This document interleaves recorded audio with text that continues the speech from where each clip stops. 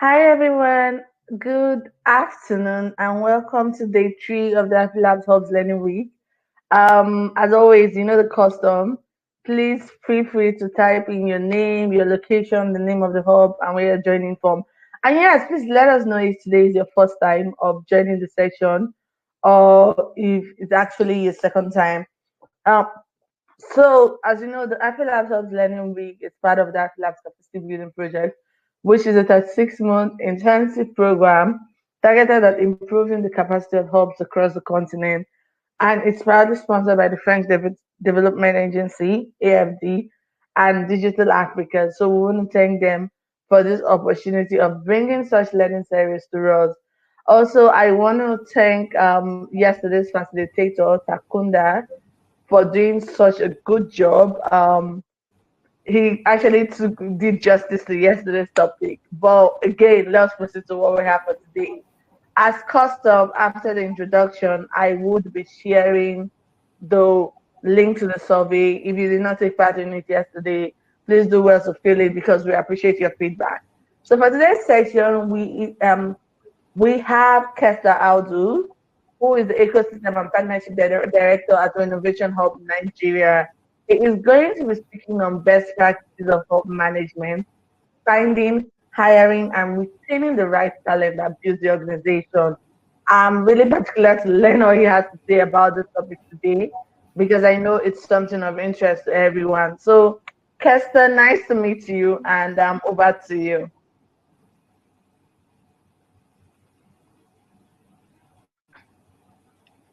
Hi, Kester. Can you hear me? Yeah, Kenny, you cracked up a little, but I can hear you now. Okay, I said over to you. You have the floor.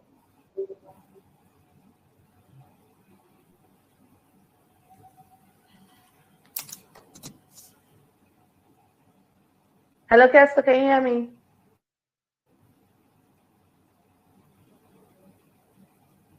Hi, Kester. Yes, Kenny, I can hear you now. You are cracking. I said over to you. You have the floor. Okay, I could start now. Yes, please. Okay. For the introduction. Hello, everyone. I'm really happy to be part of the AfriLab Learning Week. I believe so much in knowledge sharing, information sharing, and the topic of today is something I find very important and critical in the ecosystem, and it has to do with what are the best practices for hiring and retaining talents within the hub. So as a matter of fact, the focus, the audience, actually the people one will be speaking to involves founders. I'm sorry, I'm just trying to get my slides to the right place. Okay.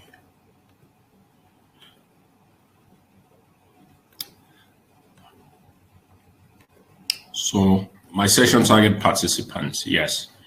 Founders and co-founders, HR business partners, startups, workforce, leaders generally. You always hear people tell you that, well, the most important thing that rules the world is idea. But the truth is that people are the ones who have those ideas. So as much as this session is not going to be very exhaustive, but it's supposed to give you like a hint onto what the best practices are. So part of the session objectives will be how you have to learn about employees' performance, that employees' performance are a function of personality. And when I'll try to make like a dual application of this. So employees' performance and also the performance of even employers are a function of their personality. There's a reason why you behave in a certain way. And those things are based on your personality, your mental ability, your value system, your constraints, as well as your learning ability. We'll try to also look at what are the critical building blocks. That also helps you in searching for a suitable workforce in relation to your organization climate and leadership. Then participants will learn about the hiring process and what the methodologies have been throughout different ages, because the truth is that time has changed. We're having different set of people. As people begin to grow old, younger people are coming and they have a different kind of orientation to how they see the workforce and how it's applicable also in the hub system. Then eventually you want to see, even when you get in talents, how do you retain them? And that's where succession planning also comes to bear. This for me is very important because there are 10 things I feel are foundational principles for you to be able to understand what it means for you to hunt for talent, hire talent, and retain them. Number one, do you believe in the extraordinary potential of every human being? That every human being has a potential. That is the first question you need to ask yourself, whether you're a founder, you're a business leader, or you are even an employee in an organization. Do you believe in creating a world of love and abundance for all? Do you believe in living with purpose and inspiration? Why this is important, a lot of people within the system, maybe they live because I just have to work. That is why I'm in this ecosystem. Or is it something you really believe in? Is it purposeful for you? Is it inspirational? Now, do you believe in having radical integrity and carefully making commitments? These are questions you need to answer. For me, these are the foundational principles of what I want to share today. Do you believe in holistic awareness and mindfulness? That people have to be sound. People have to be well in their mind. People have to be very mindful of their state of health to be able to function productively. Do you believe in design thinking, creativity, and artistic expression, giving people room to express themselves, whether they are employees or whether they're also leaders? Do you believe in living into an intentionally creative future? So it means I'm not just doing what I'm doing now because I have to do it. This is something I've always intended to do, and that is why I am. Do you believe in a servant leadership committed to customers, team, and mission? Very important, because a bulk of what I'm about to share also resonates more at the leadership level. Because if you actually believe in servant leadership, you hear people tell you that the truth is that as you go higher in leadership, you begin to see that you work for the team and not the other way around. So do you believe in extreme operational excellence created by passion to serve a certain mission? Mission is very critical for you to be able to hunt for the right talent or even hire for the right talent, because as people begin to get a lot of awareness about themselves, they are more committed to mission rather than even roles. Where is this organization going to? So they want to know. And finally, do you believe in diversity and the brilliance of the human mind? Now, my expectation is that these are things you should think about as we delve into this subject matter. So firstly, I have my first module will be telling you on how you understand you and your roles in an organization. So why do you act the way you do? What is responsible for your behavior? So that is one thing that helps you to understand talents and dynamics. So what I tend to project here is that human behavior generally has about 6 factors that control that, ranging, number one, from personality. So at some point, a lot of people take a lot of psychometric tests. Are you introverted? Are you an extrovert? Do you believe in this? What kind of person are you? So that's where you have the Myers-Briggs model. People take a lot of personality tests, very important. Number 2, your mental abilities. Everything that is responsible for your behavior, personality, mental abilities. And number 3, I put it there as current values and motivations, because motivations, sometimes they change. They are not static. So if an employee came into an organization 3 years ago, the motivation does not remain static. It needs a greater part of motivation to do what the person has to do. Number 4, there are constraints. People have constraints in their life. That is why they are responsible for that. That's what can be responsible for certain of their behavior. So an example could be someone is not very good with numbers. Then you give it like a financial document to work on. You just see the person dragging the feet and things like that. So you must be able to understand what is the constraint around an employee. What's the constraint around my boss? What's the constraint around this? Number 5, you're looking at experience. So when you hire or when you find a talent, what you're actually buying into is the experience of that person. Everything. The number 6, what is also very important, is role learning. Now, these are the 6 factors I've been able to pick out to say it's what controls the behavior, the human behavior. So take, for instance, it doesn't matter what industry you are. It doesn't matter what sector you find yourself. These are the 6 factors that affect your behavior. So some people can act better because they have some kind of experience that has taught them better ways to act. So when you look at personality, for instance, the combination of characteristics of qualities that form an individual's distinctive character. So you're now looking at, why is this person like this? Some people are reserved. Some people are more outspoken. Some people are very reflective in nature. They are not the kind of people. So you must understand, because there are sometimes you want to force people to be what they are not. So you must understand that personality matters.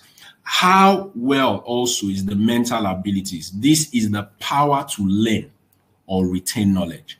Now, from my experience, I've also learned that a lot of people, there is a learning curve, and this is what you must also take into cognizance.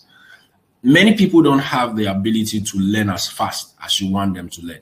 So you must also understand what that learning curve is. Do I need to teach, if I need to teach an employee 1 through 3 times before he picks the other employee, is it the same length of time? So there's always a learning curve, and that has to do with the mental abilities of the person you're dealing with. It could also be any cognitive ability like spatial orientation, inductive reasoning, verbal meaning, mathematical skills, words ability. Some people are not good writers. Some people are very good at crafting words. Some people are very good with numbers. Some people are tech savvy.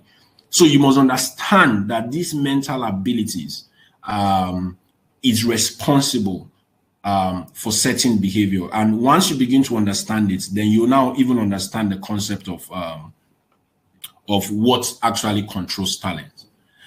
I talked about current values and motivations. So values are qualities, attributes that guides a person's general behavior.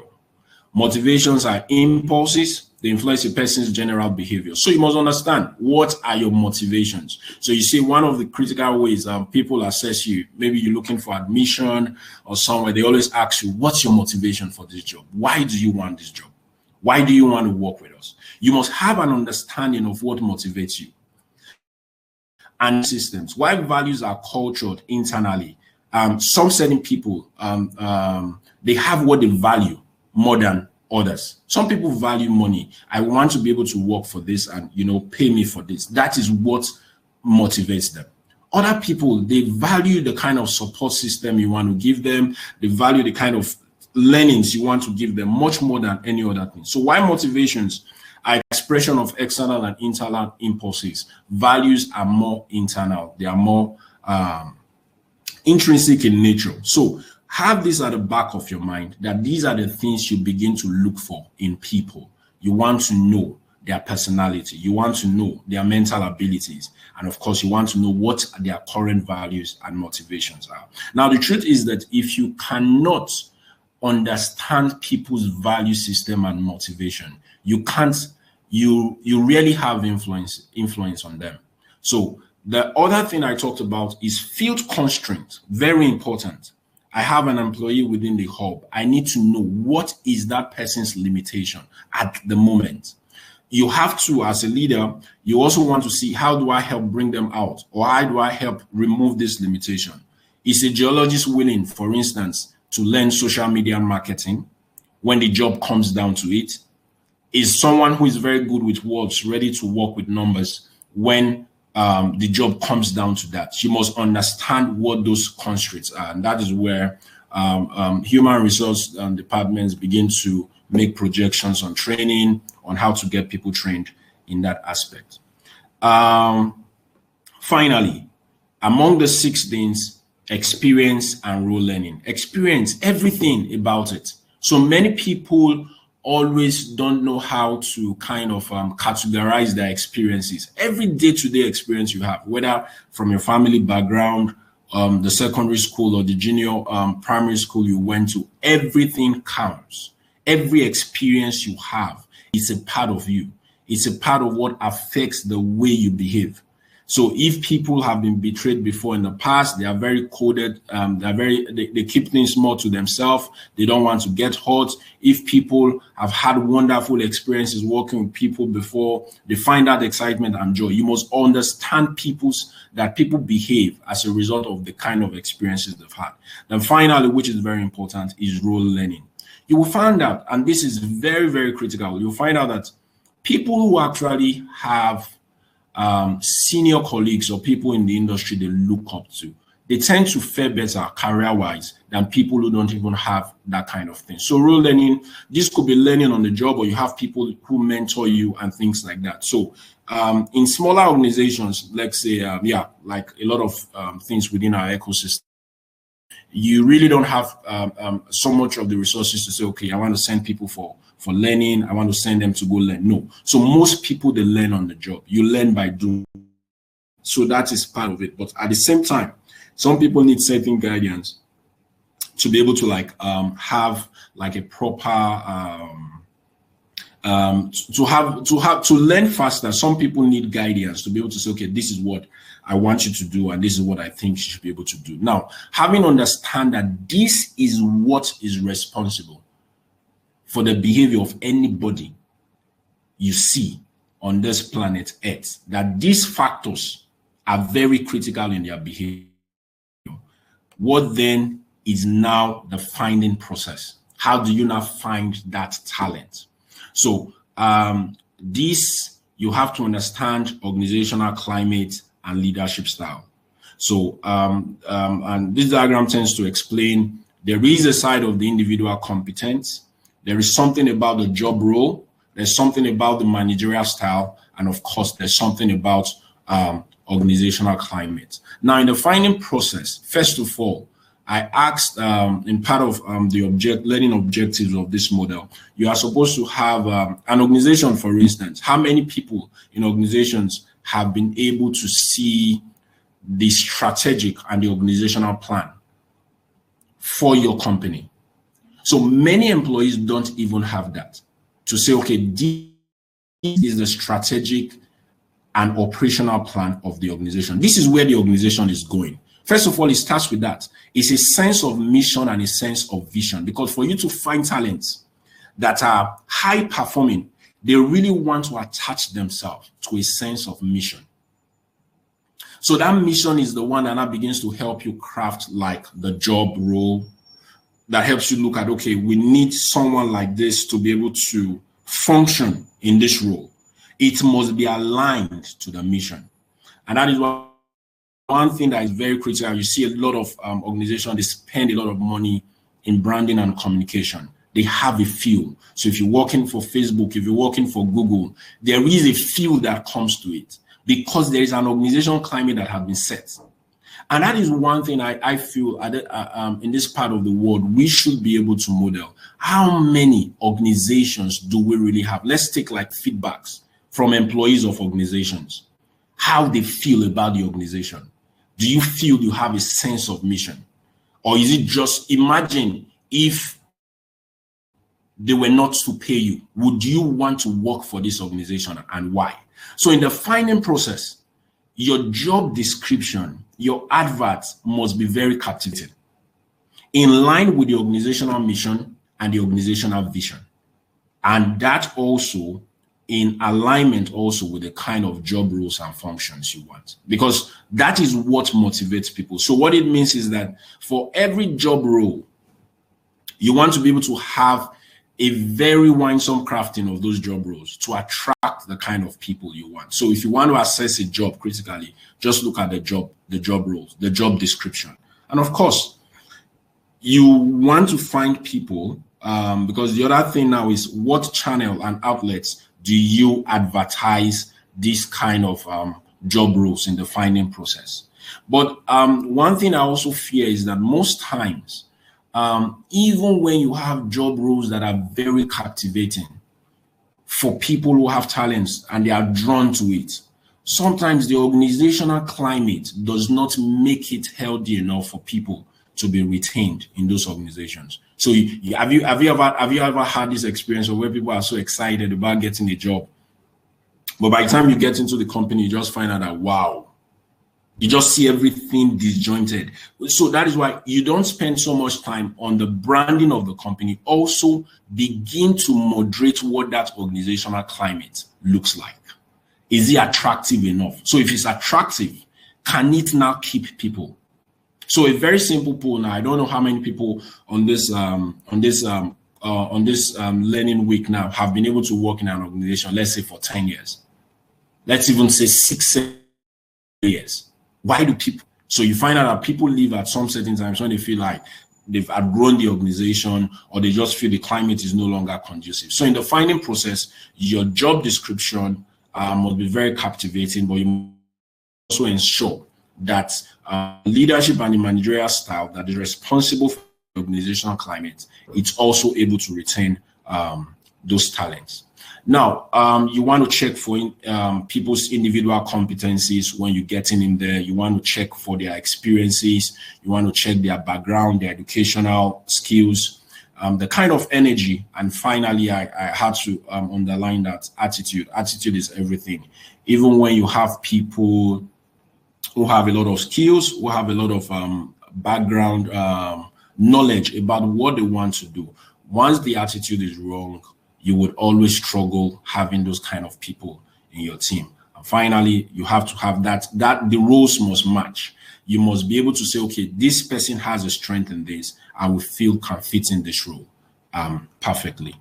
I've talked about the organizational climate. Is it people-oriented? Is it rule-oriented? Is it innovative-oriented? Or is it goal-oriented? So people know what works for them. If you want to achieve, some people can say, well, I like this place. I was talking to someone the other day and I was like, oh, you spent about 5 years in this organization now. Are you tired or are you thinking of moving? And people are like, no, I just like the culture of the organization. I was like, wow. So if someone has stayed in a system for 5 years and the person said, I'm scared, I may not find the same similar culture if I make any other move. So you want to be sure that that climate is conducive enough to keep people. Then, of course, managerial leadership style. I normally tell people that sometimes management is a head thing. You do management by head. Leadership is a heart thing. Leadership means there is a care, a higher sense of care for your people. Management is order, it's principle, it's law, it's rule. This is how you should go. But the more you grow and begin to see as events begin to change, organizations are changing, you have to be more of a leader than a manager. And leadership requires a heart thing. You care for someone. Why should someone join my hub or why should someone join my organization and not be a better person for it? That is how leaders think. He doesn't think that, oh, my company will be better for this because this person joins me. That is a given, because the truth is when people are better, they just add value to the system and the ecosystem where they find themselves. So this is a very important thing in the finding process. Now, in the hiring process, I told someone in the pre-industrial area, I don't know how many people could see me. Then our parents used to tell us that before you get into school, they tell you once your hand can touch your head, they feel you grown enough to get into school. Now, pre-industrial era, there was a lot of focus on age, sex, tribe, class. Then when it came to the industrial age, there was a lot of focus on trade skills, experience, education, the kind of school you went to. But now we're more into the IT age, and that hiring process is changing a little bit, and the focus now is on team roles. You're not focused on people's personal orientation. And that is why those things that worked in the pre-industrial era age, just looking at people's age or sex or tribe, or just looking at the kind of educational background or skill sets they have, those things they don't apply so much more again, because now interview process are now more, how do I put them? They are now more counseling. You want to find what fits. So before, it's just like a visual inspection at a pre-industrial age where people just look at you. I feel this guy is strong enough. He can go to war. Let's go. At that point, they just say, oh, you have a certificate from Harvard. You have a certificate from this. Oh, that means you could do the job. But this time around, people are doing more of computer assessment. You want to check what role fits them more. You want to take counseling interview. Okay, what motivates you? Where do you see yourself like in 5 years? If you join this organization, how can this organization help you? Those are the kind of language you hear now at the interview and selecting processes. So that even when some people are not fit for a certain role, you already have like a design program that has attracted that pool of talent to say, okay, yes, we interviewed this person some time ago. We felt the person had much more qualification. A friend was sharing with me 2 days ago, going for an interview, and people felt, wow, we feel you too, you are overqualified for this role. And they kept him in view. And the next role that came up, they selected him for it. So that is the kind of thing you have in the hiring process now. And you want to keep it as short as possible. Timelines. It has to be time bound. If I do my adverts in 3 weeks, I do my testing for the interviews. I do 2 levels of interviews in 2 weeks. I give final offer at the end of 5 weeks. People want to be sure.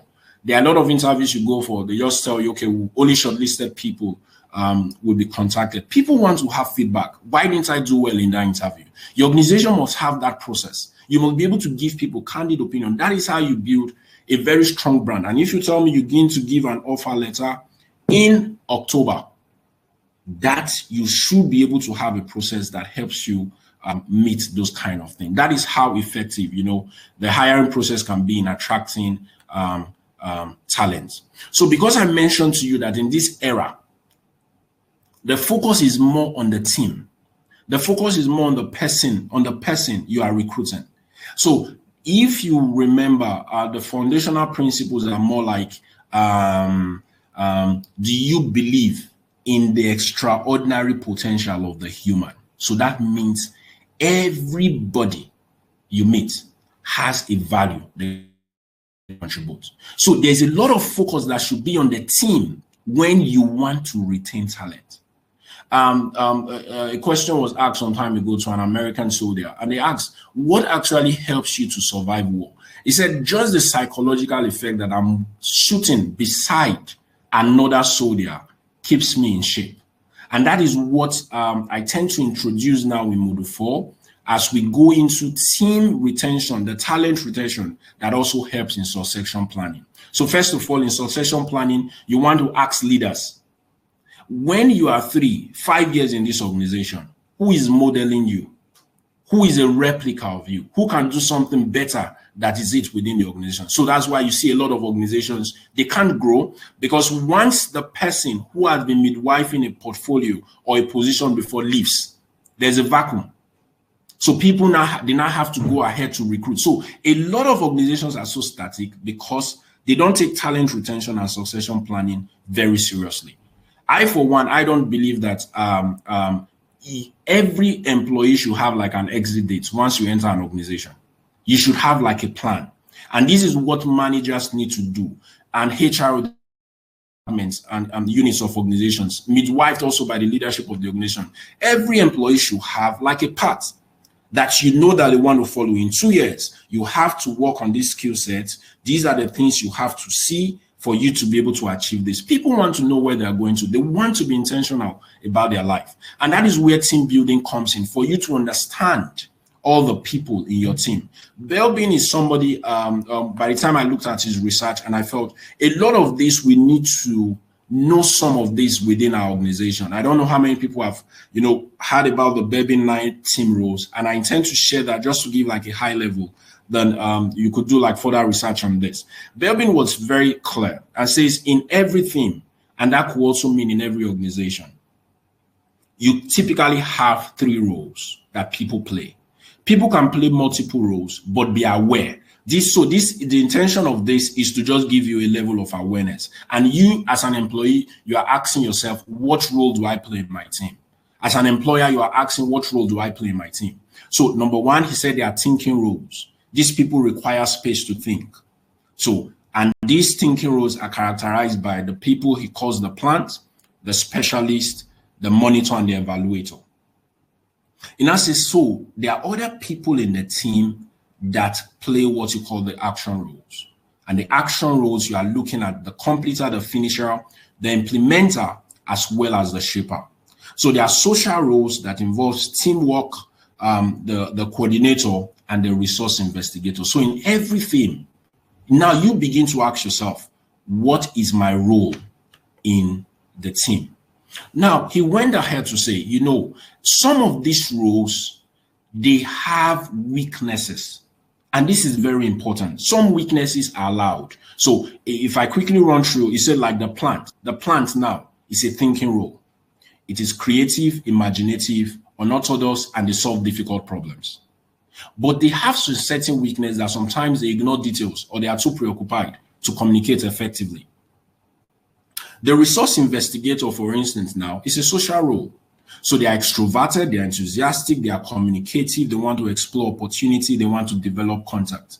But sometimes their liable weaknesses, they are over-optimistic, they lose interest once initial enthusiasm has passed. So you begin to check yourself that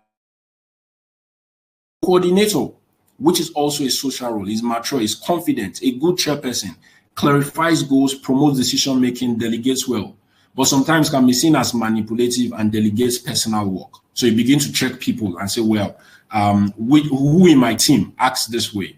So the shaper, which is an action role, very challenging, dynamic, thrives on pressure, has the drive and courage to overcome obstacles, but sometimes can provoke others and tend to hurt people's feelings. I don't care how you want to do it, just get the job done, because he plays an active action role.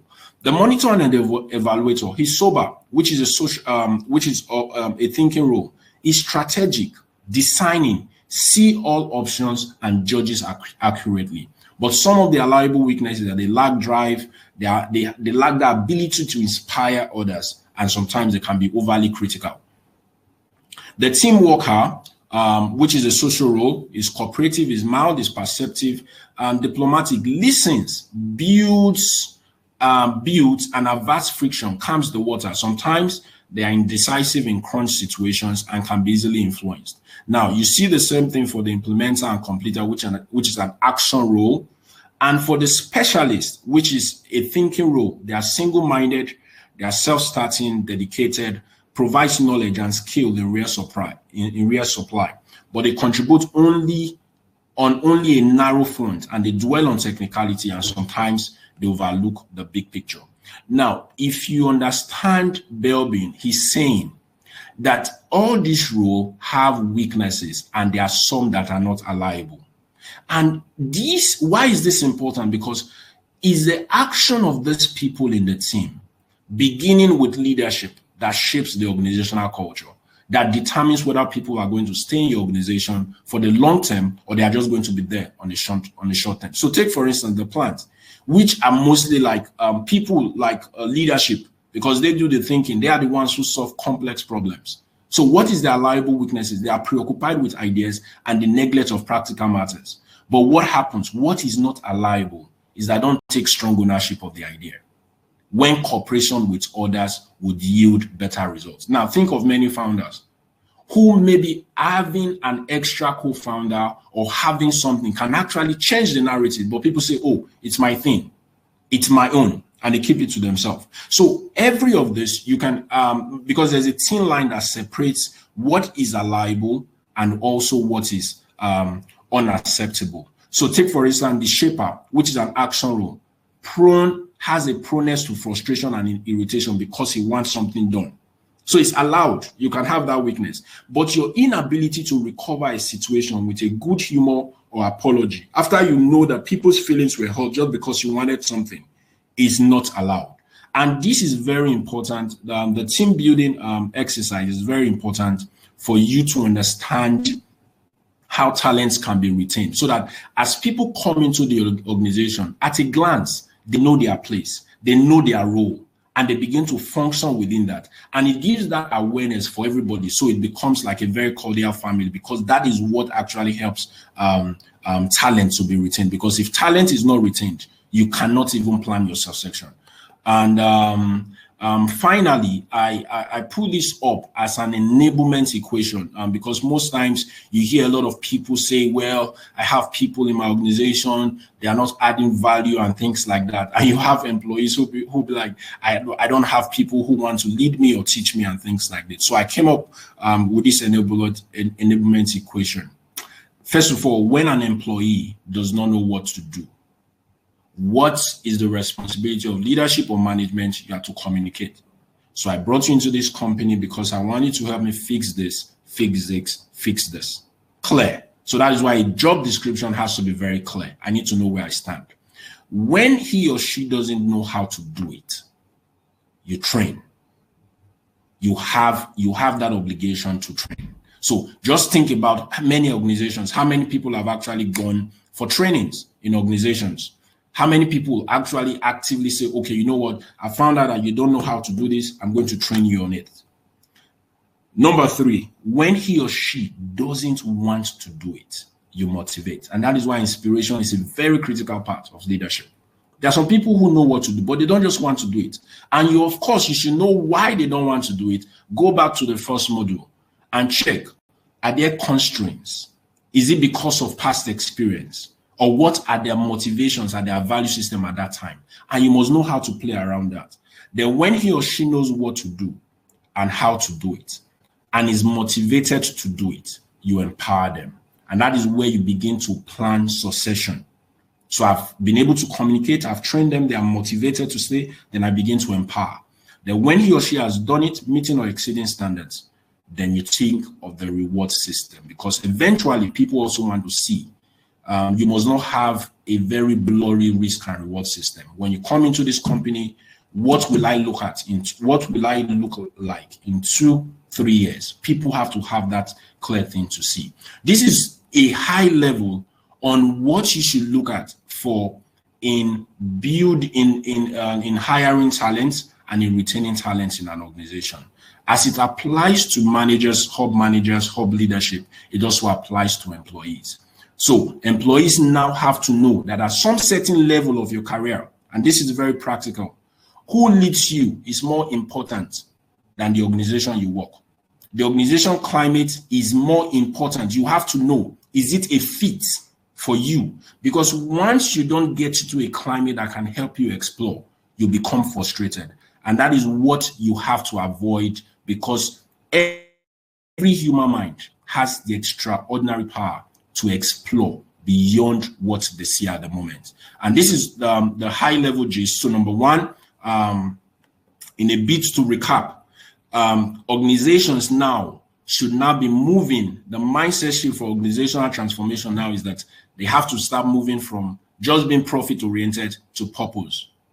And if you watch cultures like Asia and see strong organizations like Japan, where you have people who work in organizations for like 15, 20 years, it's much more than profit for them. It's a culture. Purpose has now become a culture. My grandfather worked in Mitsubishi, Toyota, and for 25 years, and I still want to be part of that culture and growing organization. So organizations are transforming from being just profit-oriented to purpose. Of course, profit is part of it because you need resources to keep you going, but you must tie it down also to purpose. They are moving from hierarchies now to network. What is the network? I know this person in my team can do this and things like that. They are moving from controlling to empower people more. So you have to now begin to empower people. And people are also moving just from planning to experimentation. So if I'm leaving an organization, I want the person who is mirroring me to be able to act in my capacity when I leave. So what I need to do is that, okay, for the next 1 month while I'm on leave, you act in my capacity. You begin to experiment. Every decision, you have to make it. Be responsible for people's salary, be responsible for the kind of businesses that come on. Then finally, organizations are moving from privacy to transparency. Let everything be on board. If the hub is making money, the hub is making money. If we're not making money, we're not making money. Everybody should see it. So there should not be like, oh, some people are eating and some people are not eating. So this is the mind shift now for organizational transformation. If you understand this, you would know how to hunt for talent, you will know how to hire them, and you will know how to retain them. Thank you very much for listening, everyone. I think it's 40 minutes. So I'll be glad to take questions, comments. So Kene, thank you very much. Yeah, wow, you really kept to your time, like straight of 40 minutes. I believe the questions will start rolling in, but before the questions start rolling in, I just want to thank you for a very, very insightful presentation. Like everybody's asking for the slides, and it's really quite insightful. And I like how you just took it down in each, like taking it practically. Before I ask my first question, while we wait for others, I would just want to announce and reiterate that everyone should please fill in the survey, and please stay on to the end. We have some special announcements coming up, so please do well to stay on to the end. Now, Kester, there was something you mentioned, and I really want you to throw more light on it. And that's what when you were saying that when someone is joining an organization, you should have a plan of how long you want to stay. For people that don't have, that's where the management comes in to help. But you know that plans changes because perhaps let me use myself an example, right? Maybe I got employed to be like to work in a hub. And the initial plan is I want to stay 2 years or 3 years, right? But going into the hub, I like the culture, I like the work environment, I like the fact that we're being involved in the vision, the mission of the organization, and it's like a joint effort to grow the hub, right? There's also bonuses, like there are learning experiences. And then my initial plan was 3 years, but then I'm now thinking of staying, I find myself staying 5, 6, 7 years. At that situation, will you say I failed in my plan, or what would be your take on that? No, you didn't fail in your plan, Kenny. So the idea of having your exit date from any organization is to quicken your learning process. So that is why is to hasten your learning process. So if I get into an organization, someone who has a plan learns faster than anybody who just waits for the wind to blow in whatever direction. So that's the idea of having your exit date. It doesn't mean you have to leave the organization, but what it means is that you become much more of a valuable staff in the organization because you are able to learn faster than anybody. So there are some people who just want to stick to their department and just be like, okay, when I've had enough, I'll go. But someone who feels like, okay, I'll be here for the next 3 years, he wants to pick as much information as he or she can. And that is a strong part of learning and development. So whether for your organization or what you are going to do afterwards. So it's not a failure thing, but it has just helped you to grow faster in the organization. That's great. So someone's asking, can you throw more light on servant leadership? Very important, very good. And that is what I actually find at this part of the world, we really need to emphasize on servant leadership. Maybe as a result of maybe the colonial rule, because the truth is, the more you know, the humbler you should become. Because you have passed through some certain learning experiences that makes you who you are. So servant leadership just makes you feel like, and that is what is servant leadership that can truly transform our organizations and transform our government. Servant leadership just means you put the people first. It's not a management principle. So people still rule or lead in organizations as if people work in factories and manufacturing. And that takes me back to my foundational questions that I asked. Do you believe we should create abundance for all? If no is your answer, then you are not a servant leader. Do you believe that the human mind is extraordinary and has potentials? If no is your answer, if you feel that there are some people who are dumb, who are made to serve others, then you can't be a servant leader. So servant leader means someone is coming to my organization. I am very mindful of what that person's life will be in the next 2, 3, 4, 5 years. There must be an impact.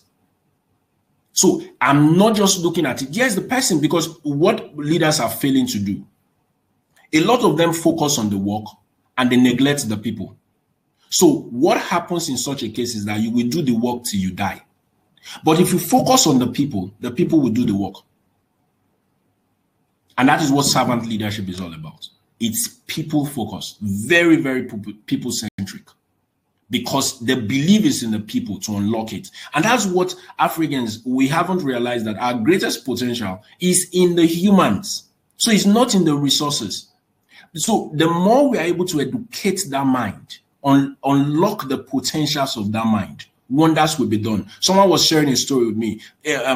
China realizes that. That is why you can't just go to the embassy now in China and say you want to travel. Once you travel, the government is aware, because the belief of the government is that you are the people they believe in.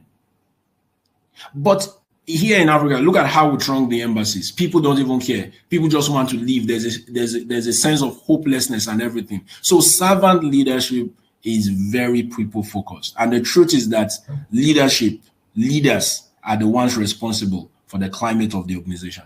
They set the tone. So people can come in and, have like a cultural feel or things about. But if the leader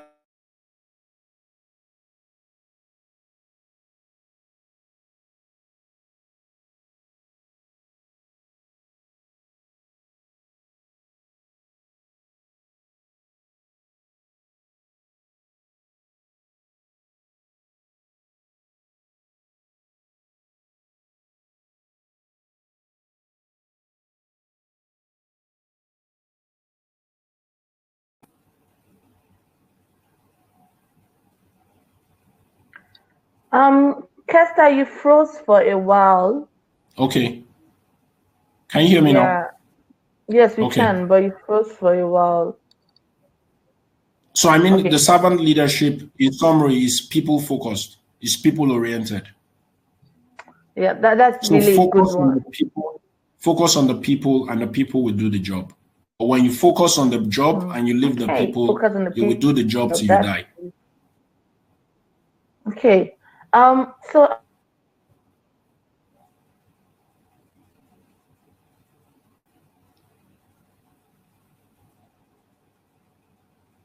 another question from Likan is, what level of motivation do you have to provide to get a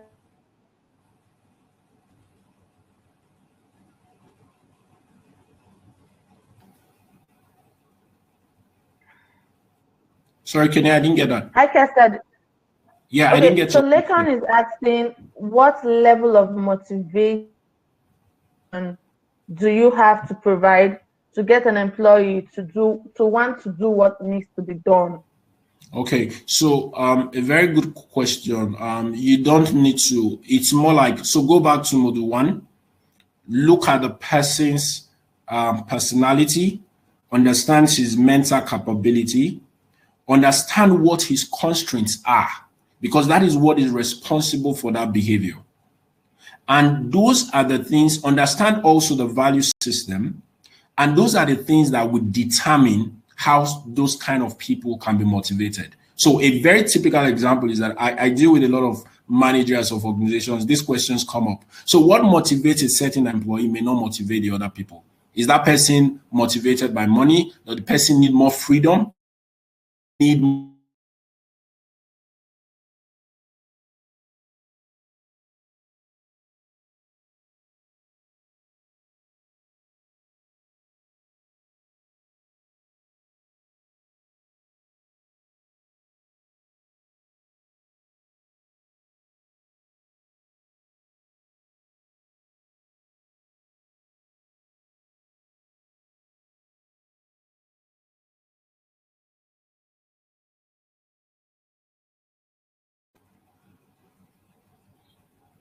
Hi, Kenny.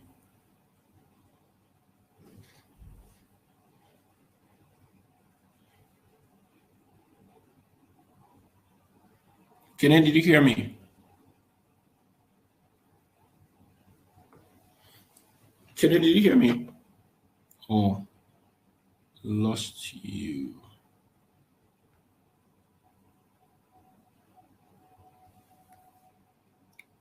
Kenneth, you're speaking, but I can't hear you. Are you on mute?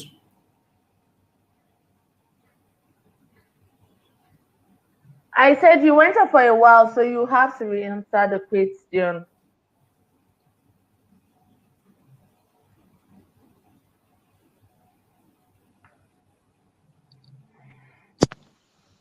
Okay, Kenneth, I can hear you now. I wasn't hearing you initially. Okay, I said you went up for a while, so you have to re-answer the question. Okay, so I'm saying that the behavior of the person should determine what you want to do to motivate the person. So check out for the personality, their value system, their experiences. Some people are motivated by money. Some people are motivated by just giving them freedom. Some people are motivated. They just need someone to mentor them and truly show they care and things like that. Yes, I will tell you it's hard work for you to be able to do that, but it's always a good return on investment if you focus on it. Okay. Next question is from Sumala, and she's saying, in building a team of board of advisors or directors, what key issues should be considered? Sorry, take that again, sorry. In building your team of board of directors or advisors, what key issues should be considered? Yeah, you want to check out things. Value system is very important. You want to look at all their experiences. You want to, at the same time, you want to have your eye on the long-term goal. Is it just going to be, are we just doing this? You want to attach it to profit, or you want to attach it to purpose. So what you look at for experiences matters. Are these people able to motivate you, mentor you? Are they able to call you to order? Because that is what your board, should be doing. Because it's a key corporate governance structure that is also responsible for a lot of failures in businesses in Africa. So integrity is very key. You want to check value system. You want to check the long run. Are we in for this for the long run purpose? Can these people call me to order if the chips are down? That is it. Do they have wealth of experience? Do you look up to them for something? So these are the things you look at when selecting your board. Okay, thanks, Kester. Now I have one very interesting question, right? Because you talked about organizational leadership and then working with your team. But we know how unique the ecosystem is, especially for hub managers, because beyond your core team, you also have your community of startups, of developers, of entrepreneurs. So my question is, how do you tie this all together? Like, your core team, yes, they can see your vision and everything, but the startups within you, like, how do you balance it out and making sure, let's say this startup goes through your incubation program. Now they're able to imbibe the culture, and also able to, from that culture, build and improve their business models and also scale up their business. So I want to know how you're able to marry it, and what's your advice to hub managers out there who are attending to. So very good question, because you're managing different stakeholders in the hub. So one thing I've always learned as a point of rule is be interested in what they do. So for my core team, I'm interested in what they do. I'm interested in where they are coming from, where they want to go. So if I have the time, or I need to create the time to sit down with them to be like, oh, how long have you been here? What do you want to do? I want to check what the developers are doing. What are you interested in? So that I have, in a certain way, I have an idea of what motivates them, what drives them. But the truth is that once you are able to build a community that is, that trust becomes our binding element. People feel this is a family. People have your back. The thing is that it becomes a source of attraction. People want to come to the hub to work. People want to come there to share. I was talking to a startup founder And one of our model, she runs a facial and a spa session. One of our is that for all her clients, they are friends. You want to be able to come there to talk about their challenges, to talk about their successes, to celebrate together. And that is our model. So people always want to come back to that same space. So what it means is that just be interested in people, whether they are developers, whether they are startup founders, whether they're your core team. I'm interested in their well-being. I'm interested in their mind, that they are whole.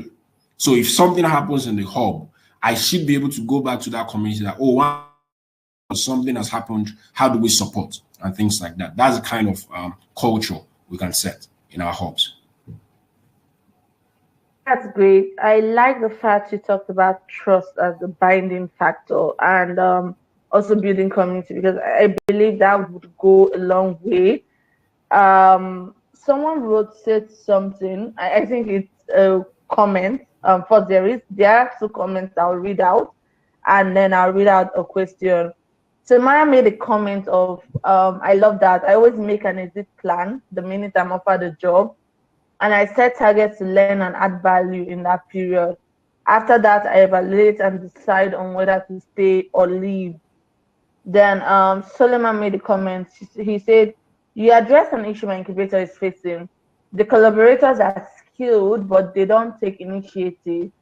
Even when I initiate a project and entrust to them, the follow-up is not here. What advice do you have to Solomon? Very great question. So I made mention of learning curve. We and Kene, you know, we discussed this before the session started. So people have different learning curves. The fact that I say something to someone and is not taking it does not mean the person is not learning. So it means that some people, they see some things later and they come back to you and say, you actually said this. So sometimes in that learning curve, it may require them to make their own mistakes, but it doesn't stop you from still telling them what should be done. Some people realize much more later. Some people, they pick up things very fast. But what you need to do as a leader is to have that heart to sustain it for their good, even when they make mistakes. Okay. I think this is going to be our last question for today. And it's like, how do you motivate and guide an undecided intent towards the career path you feel they'll really thrive at? So please don't, I think I should quickly mention this. Please, also, maybe one of the things I wasn't captured, there's also a firing process, because firing too could be very motivational. So don't get it wrong. It doesn't mean that you have to be some people are not fit to the system. They should not even be there in the first place. You'll be helping them, also making them exit, because people also exit to greater things where they now find their feet. So if the environment is not just motivated, if people don't have that initiative, to take the initiative to leave, of course, you as a leader should be able to say, well, I feel you will function better outside of this system, and make those kind of recommendations. So firing is a very critical part too of motivating people. Yeah. So if people are not motivated within the system, it doesn't mean that you all have to all pay them. It just means that they don't understand their value there. And if you've tried, teaching, then of course you also need to let them go. There's a kind of love that lets people go. Thank you so much, Kester. This has really, really been insightful. Of course, you are going to get the slides and replay video after the session. Kester has taken time to also put notes of some extra. He put together in his slides some documents for further reading. So once you receive that, you can go ahead with that. Kester, quickly, can you put in your email address and WhatsApp in case people want to reach out to you after the session? That is, if you don't mind. Yeah, so I'm adding. Yeah. So okay, so I'll type it on. Yes. So while Kester is doing that, please remember we have another session in an hour's time for our Francophone community, and that will be facilitated by Steve Tosumba, the community manager of Active Spaces Cameroon, and will be moderated by Rahel Shuku, the Francophone engagement officer of AfriLabs. So please do well. If you have learned a lot in this section, please do well to inform your friends, your colleagues in the Francophone region, they should plug in and tune in. I remember as AfriLab Hub members, for referrals, if you keep referring people for the learning week, it keeps adding up to your points as members of the network. We also have an interesting news. So for everyone that's participated in this learning week series, you are going to get a certificate of participation at the end of the week. So yes, this is a new establishment, but we will be sending you a certificate of participation at the end of the week. I want to thank our funders once again, the French Development Agency and Digital Africa. After today's session, the afternoon session, tomorrow's session continues, and the topic is building successful women-owned businesses through effective mentorship strategies, and it will be taken by Malik, who is the founder and CEO of Disruptive Lab Gambia. Kester, before we round up, I don't know if you have one final closing statement for everyone that attended. No, I didn't get that, Kede. Do you have a final statement for everyone that attended? Yes. Great work, AfriLab. Knowledge sharing is a critical thing we need. We need to talk to ourselves more. This session is just meant to challenge us to be better leaders, better manager of people. Let's believe in ourselves. We can actually build great organizations. Let's believe that there's abundance. No matter the challenges, let's be leaders in our own space. And that is the only way we can grow. So thank you everyone for learning AfriLabs. Thank you also for giving the opportunities to share my thoughts on this. It's something I truly appreciate. Thank you very much. Thank you so much, Kester. It was really a very enlightening section. Fire, the link to the survey is on the pinned chat. And because I can see you're celebrating the certificate, yes, I know a lot of people are very interested about that, but yeah, you will be getting your certificate. Thank you, everyone, and we have come to the end of this session. Remember to tell your friends in the Francophone region about the session that would be happening at 1 p.m. GMT. And remember to stay tuned for tomorrow's session because it's going to be quite interesting and insightful. Bye-bye. Do have a great day. Bye, everyone. Thank you. Bye.